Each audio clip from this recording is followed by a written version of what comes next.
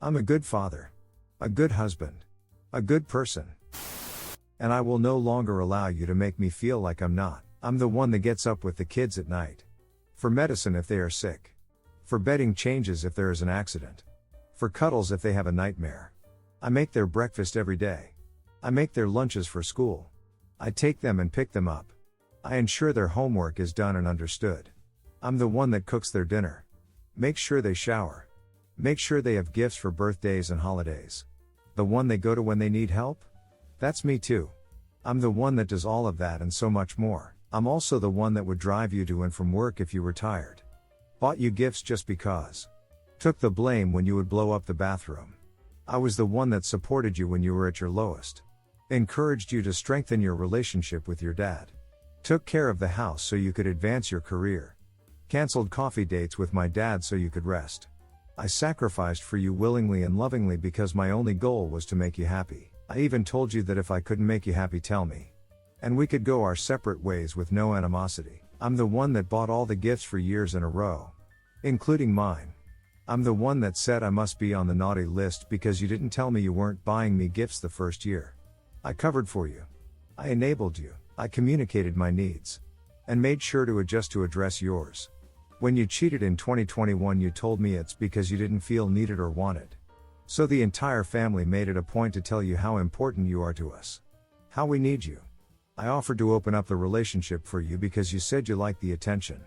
When I caught you being inappropriate again over messages, I told you again we could open the relationship as long as you communicated and asked if you were feeling wanted. You said you were good, just like the attention. So what did you say when Elle caught you ducking some flight instructor in the car yesterday? You felt smothered. Too needed. You couldn't have time for yourself.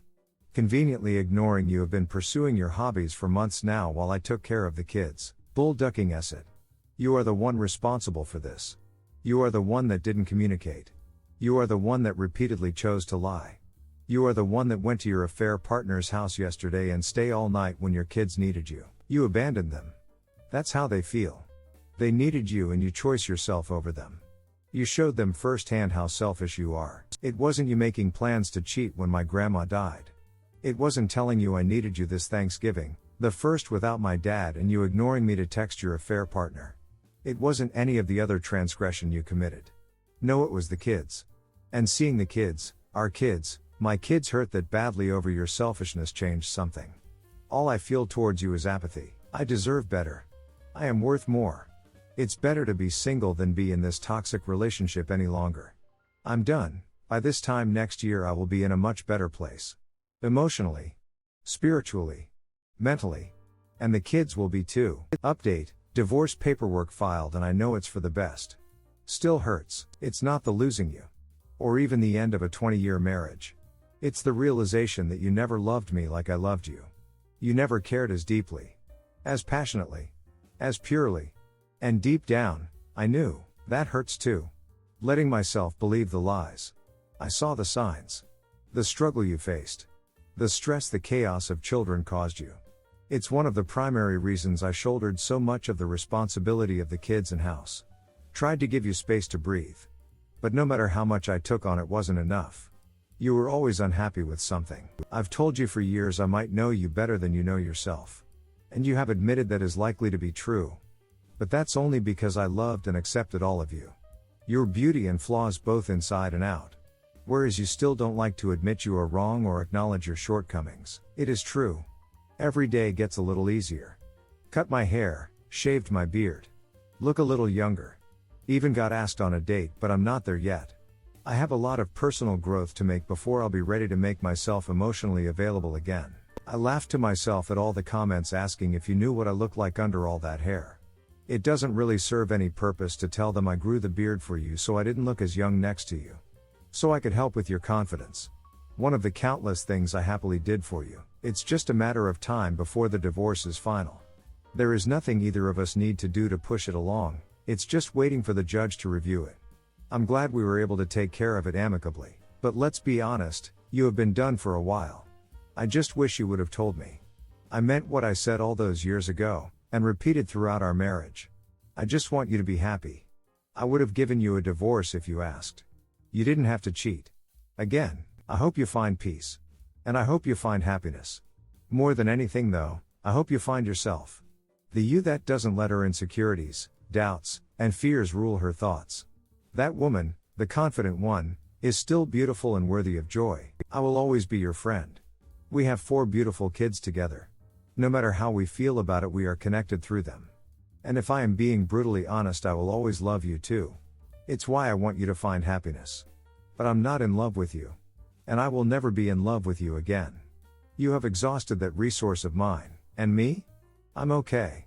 I'm always okay. Story 2, I'm going to end my 8-year relationship after the holidays. Pretty much what the title says. I've posted on here once before. I've been in this relationship for 8 years and for the past few months have just slowly realized I'm M25, not attracted to my girlfriend F24 anymore, and I'm not happy. I'm a firm believer of everything happens for a reason, and I have no regrets spending the last 8 years together. I recently met another person, no I haven't and will not cheat, that pretty much opened my eyes on why I'm not happy in my current relationship. Yes, I know it sounds silly to end something because of the thought of, oh, I could be with this other person. But honestly, it's not about the other person. It's about the other person showing me I'm not happy. At the end of the day, even if nothing ever happens with the other person, I'm still better off. I don't need validation or anything, and I certainly haven't shared all the details.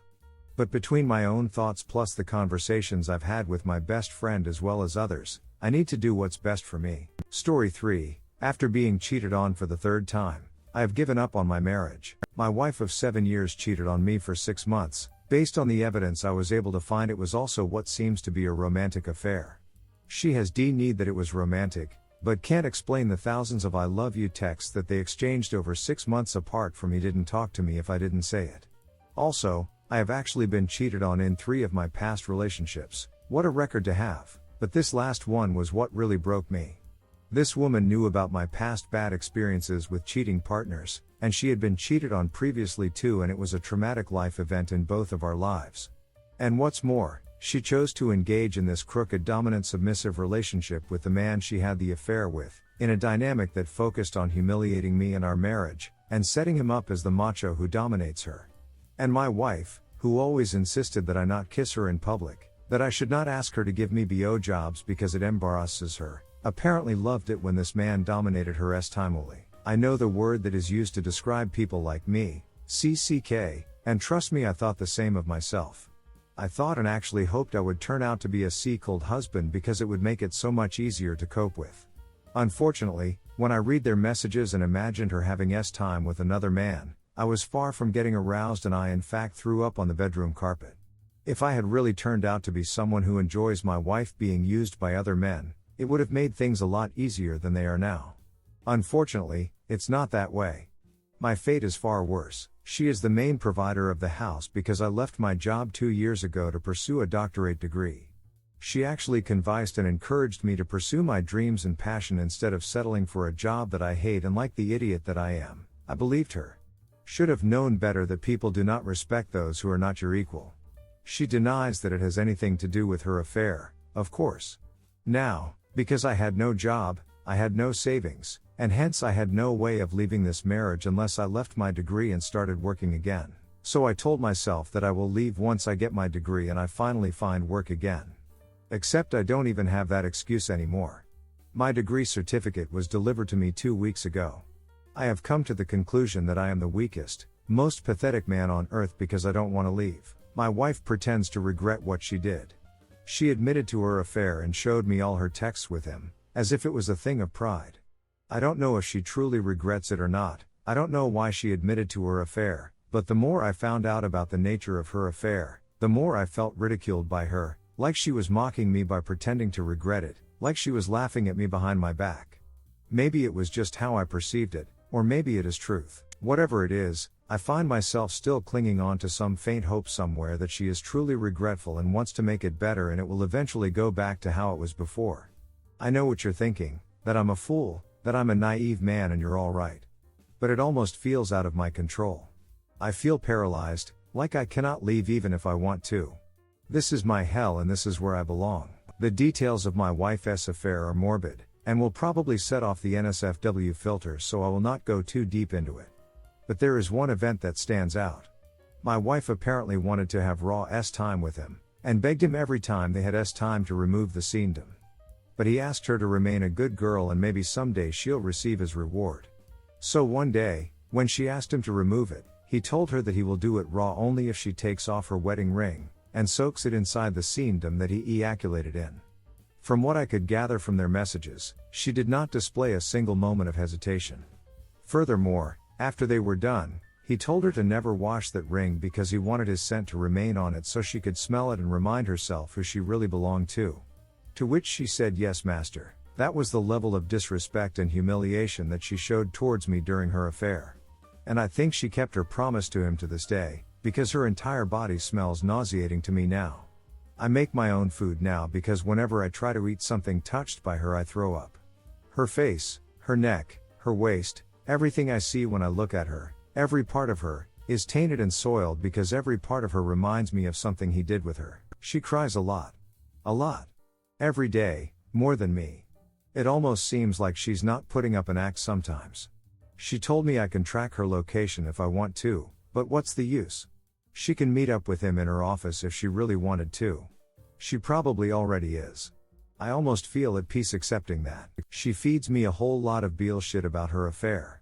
That she did not actually enjoy the affair's time, that she loves having time with me more. I just want to sew up her mouth when she says that. Such blatant lies. Does she not know that I've seen how she speaks to her AP? How much desire, how much lust, how deranged she became with him. I never even got a shred of what she gave him, and I'm the one she enjoyed more? She thinks I'm a fool, but not anymore. I keep telling her that she should go and live in life with that man. If you chose him over me on so many occasions, maybe he's the man for you. She swears left and right, she does not want him, she only wants me, and to me it doesn't make any sense. From their messages, it really seemed like she cared for him in a way she never did for me.